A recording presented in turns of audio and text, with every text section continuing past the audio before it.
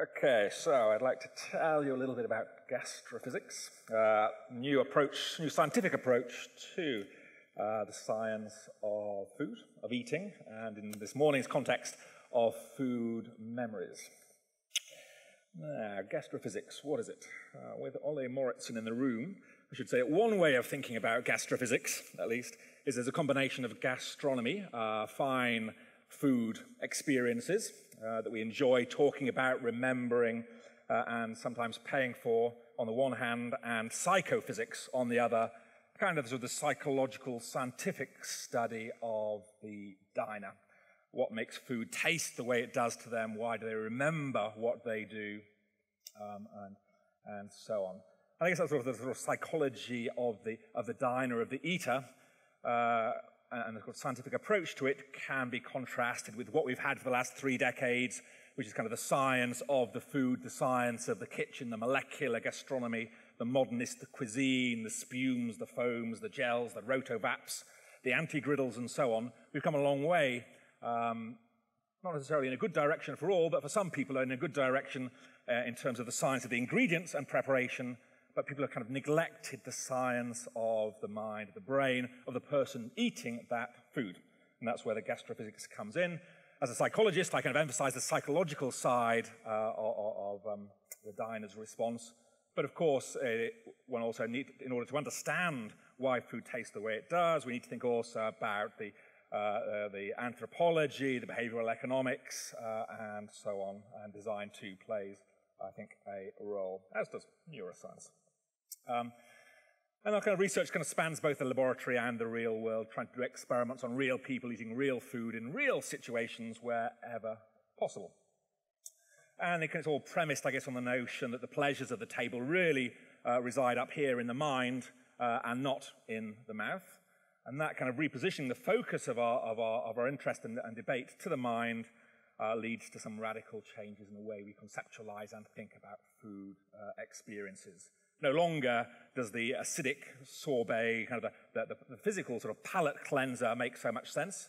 What I want to cleanse before I start a meal is my head, really. I want a mental palate cleanser instead, because that's the most important tool involved in determining how much pleasure I get from what may be on the table. But I think the sort of fundamental problem I face, and other gastrophysicists face, is the fact that most of us attribute our pleasures of the table to the wrong thing. We all think, we all, I suppose, are familiar with the Provençal rosé paradox, the fact that the wine will taste so much better on the shore of the Mediterranean, looking into your lover's eyes on a hot summery day, with the sounds of the sea behind you. When we bring that wine back home on a cold northern European night, it just does not taste the same. The wine is the same, the experience is different, and understanding the difference in that experience, the difference in the pleasure, requires us to think about what is going on in the head. So we all know that at one level, the kind of the atmosphere, the ambience, our mood, emotions affect the way we perceive food. But it doesn't feel like that for any of us, I don't think. We all feel like we can taste what is in the glass or on the plate, that we would not be fooled by someone changing the shape of the glass, giving us heavy cutlery, so on and so forth. I think that sort of a feeling that we can really evaluate and directly perceive the food is common to the psychologist, the chef, the food critic, and the regular consumer alike. And it's a job of gastrophysics to get over that and demonstrate that really, no, all this other stuff does matter to a greater or lesser extent. And here's the evidence, well conducted and hopefully reproducible. And I've always been kind of in a way, sort of the perception guy, not a memory guy, always interested in the moment, what affects why things taste to you as they do right now. How much of your experience of taste can we attribute to smell? Is it the 75 to 95% that you'll often read in the press and in the scientific literature? Or does more of our experience originate in what we see, what we hear, the sound of the crunch of the potato chip we started the morning with, or with something else instead? It was all about perception in the moment and the role of the senses there. And for me, memory was always boring. I don't know quite why. I should think of memory of anything as being boring. Maybe it's back to sort of undergraduate psychology days in the 1980s. I had a bad tutor or something, but I've never been able to shake it. It was just a really boring subject, and kind of anyone could do it. it was kind of easy to do, and there was too much research out there, and not really that interesting. Perception was the thing, how it felt in the moment. And yet, kind of the more I think about it, the more I come to realize that maybe memory's the whole thing, and that perception's not so interesting after all. Take a great meal. I guess you'd want to remember it, right, if you're paying lots of money for it. If I gave you the choice of that great meal that you could experience in the moment, but would immediately forget about for all time, would you bother? I guess is it Harari, the author of Homo Sapiens, Homo Deus, kind of number 1 and 2 on the bestseller list for the last few months, he sort of claims it's all about perception and memory is kind of worthless.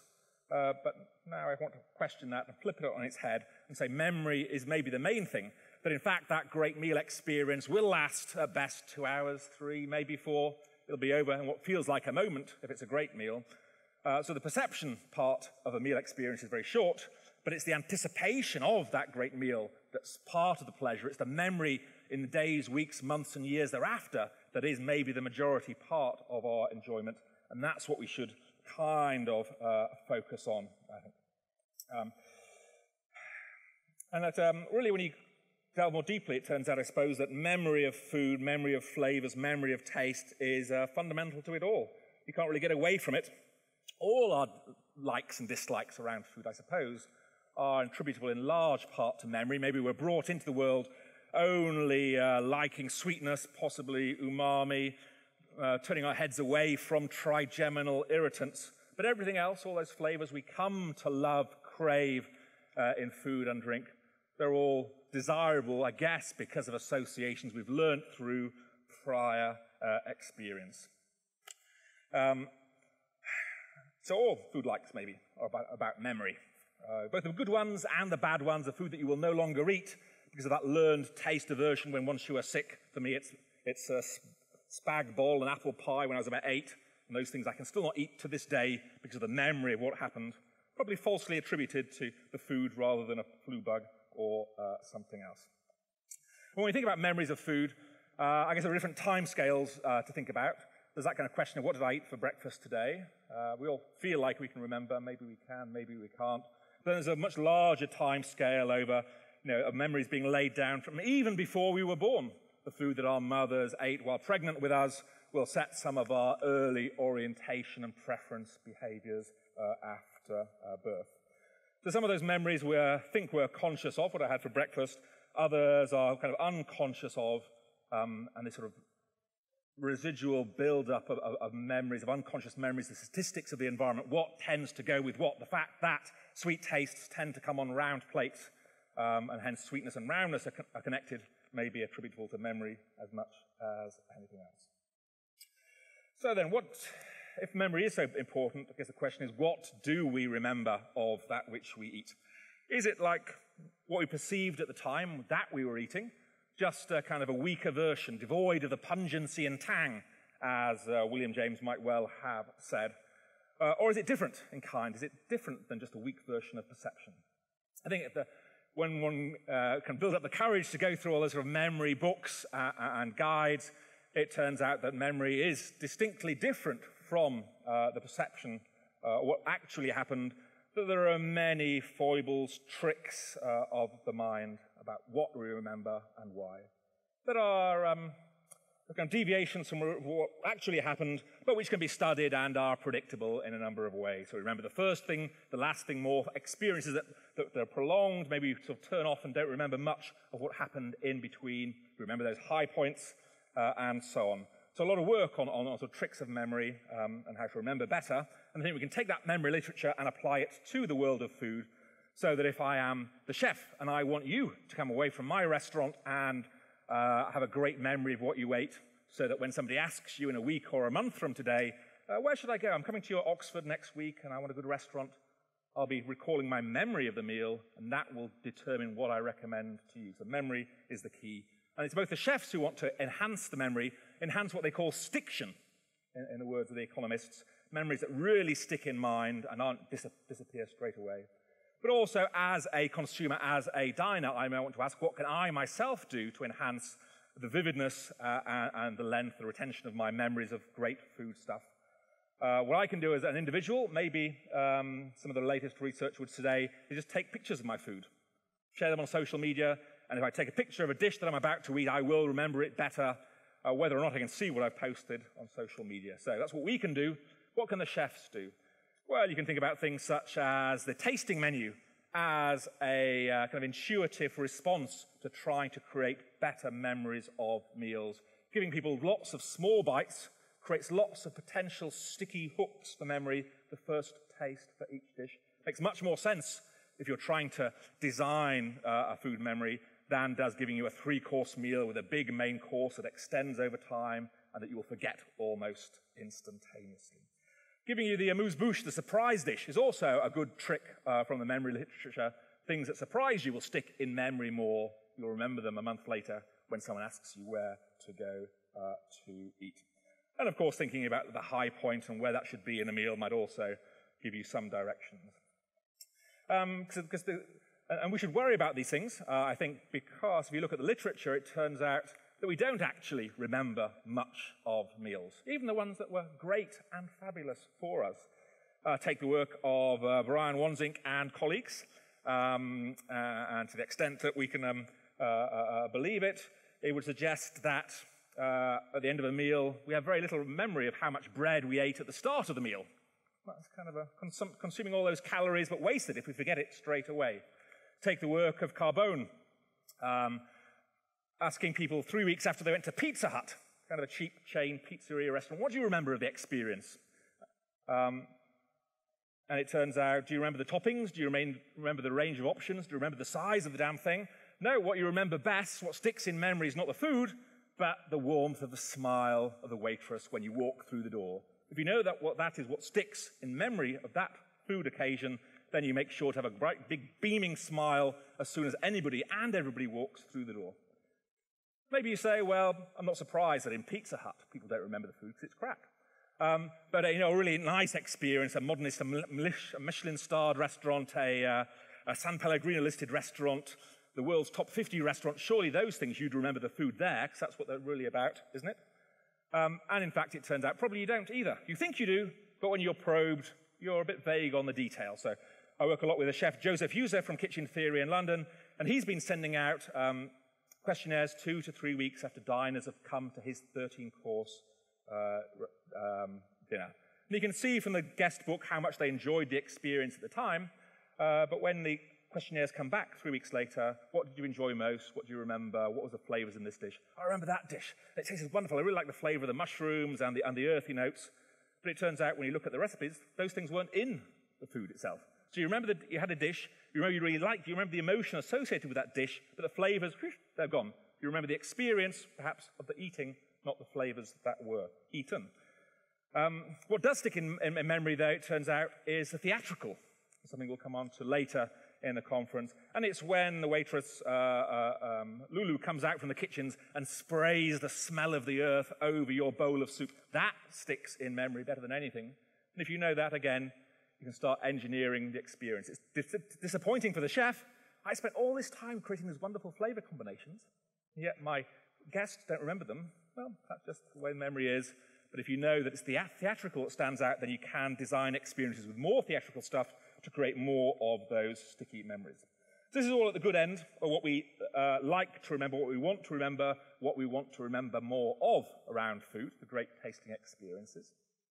But sometimes it kind of feels like memory is kind of set against us because it's the stuff that we don't want to remember that we remember oh so well, the horrible food experiences, the learned taste aversion, that spag bol and apple pie when I was 8 sticks in my mind, in my memory, far more strongly than any of the pleasurable food experiences that I've had. For my brother, I see, 60, likes his fine food, likes his fine wine, and he still can't touch a beetroot. Grown man, he can't touch beetroot. And it's pretty unfortunate because most modernist chefs these days love beetroot. It's on every single course. And he sat there going, no, I could just get over. Maybe he should have been playing, maybe my mother should have been playing with, eating vegetables when we were kids, and that would have done it. But what is it in my brother's memory that's so firmly affixed that he cannot rationally or in any other way get over his beetroot phobia? I think the answer is not in the taste, in the molecules, in the chemicals, but rather in the memory, conscious or probably otherwise, of something that went on that was really rather bad some long time ago. That's the good, that's the bad. Maybe we remember more the bad than the good. And some of those, single trial learned taste diversions seem to be some of the most efficient memory encoding that we have for any kind of stimulus. Just one bad food experience, it's there forever guiding our behavior. And finally, from the good to the bad to the forgotten, then sort of interested in our first presentation around that kind of use of food and food memories and nostalgia, taking people back to the Second World War, what they ate at the time. I see more chefs now trying to play deliberately with food memories and trigger nostalgia, something we'll come back to after the break, I think. And also on a kind of more personal level, seeing how, I guess it was sort of Brillat Savarin who was saying the pleasures of the table kind of remain to console us when everything else has gone late in life, when all the other pleasures are no longer available to us. It's just food that's left. And when your memory of the pleasures of the table have gone, what is left? Not much. And what we can do in that regard as food scientists, gastrophysicists, to try and hold on to memory in some way for those like, say, my mother, who's demented now, who can remember nothing at all, and who seems to have regressed to ice cream. The same as if you're a Daily Mail reader like myself, Paul Daniels, Britain's famous musician, sort of magician, sorry, in his latter months, when he died last year, he would spend all his time just eating Magnum ice creams and nothing else. My mother hated ice creams as an adult, but what is it now when memories of everything else have gone that drives her back to that taste? Is it something about the temperature, texture change? Or is the ice cream something that can remind us of our youth? Is it really the ultimate, the uber comfort food that takes us back to a time when people looked after us? It's more that psychological meaning of the ice cream that remains to console us when the rest of memory has gone. With that, I shall leave it, I think. Thank you.